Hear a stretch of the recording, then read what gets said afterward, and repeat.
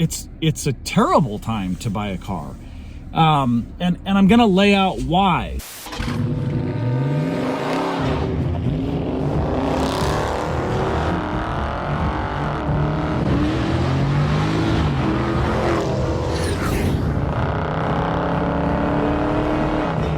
GTC Shane here on a beautiful sunny day. Happy holiday seasons to you guys. Hope it is a wonderful one for you. Appreciate you guys tuning in. Today's update is going to be pretty brief.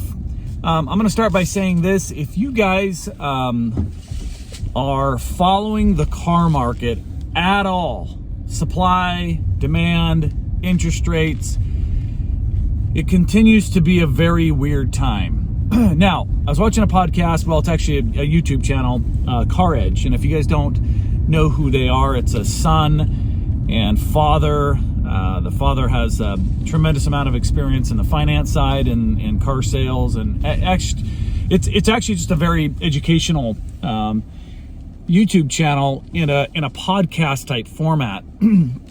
So they're going back and forth, and the most recent one, they're talking about it's a great time to buy a vehicle. And I was intrigued because I don't actually think it's a good time. It's a terrible time to buy a car. And I'm going to lay out why. So their argument was the supply is starting to approach pre-pandemic levels 2019. And they went through multiple manufacturers, Toyota, Ford, Subaru, pre-pandemic levels in the hundreds of thousands. Sort of during COVID, their supply was down to 7,400 vehicles, and so now what we're starting to see is kind of a bloated, if not pre-pandemic inventory. The problem is this: for the most part, the dealers and lots are pretending that they're still in this shortage. And I think there's some predatory practices going on. In fact, I know there are, that uneducated or uninformed customers who go in and see a growing inventory, but still not great, while the back lot is full of cars, they're still continuing to sell for MSRP, when in all reality, the combination of growing inventory coupled with horrendous interest rates and all-time low trade-in values spells disaster. So just wait, because what's going to happen is, with the growing inventory, they're going to have to start with dealer incentives again. And so you're starting to already see holiday specials from GMC and Sierra and Honda, and 0.9% and 1.9%. Wait a little longer, spring, summer, you're going to start seeing, hopefully, the throwback to the 0% and 1%, because right now 7 or 8% interest rate was horrible, coupled with paying MSRP. So the reason why I was intrigued by this is, as you know, I have a 2023 Toyota Camry.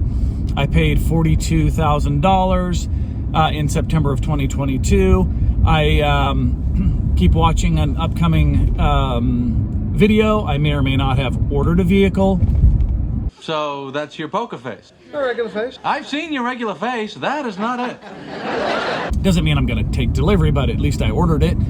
And so I was just curious, and I threw my car into Kelley Blue Book, and I was absolutely shocked that the car is worth $12,000 less than when I paid for it. And I'm talking, I got excellent trade-in and talked to multiple dealers.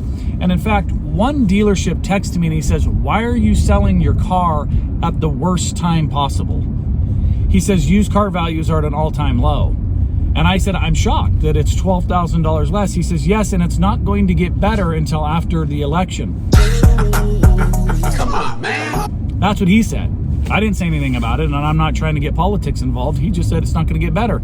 And he says, plus interest rates, even for the best credit, are in the 7%. So I get it. It may be a good time to buy in terms of inventory, but it hasn't flipped the script from the dealers yet.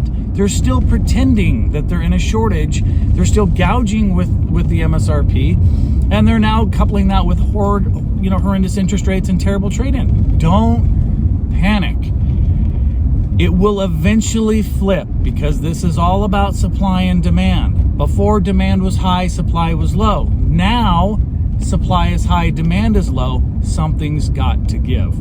So, check out their YouTube channel. I think it's super informative.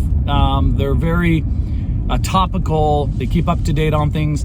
They are now pushing dealers to partner with them so that they sell cars with better transparency and less markup and less trickery on the paperwork side and gouging and things like that.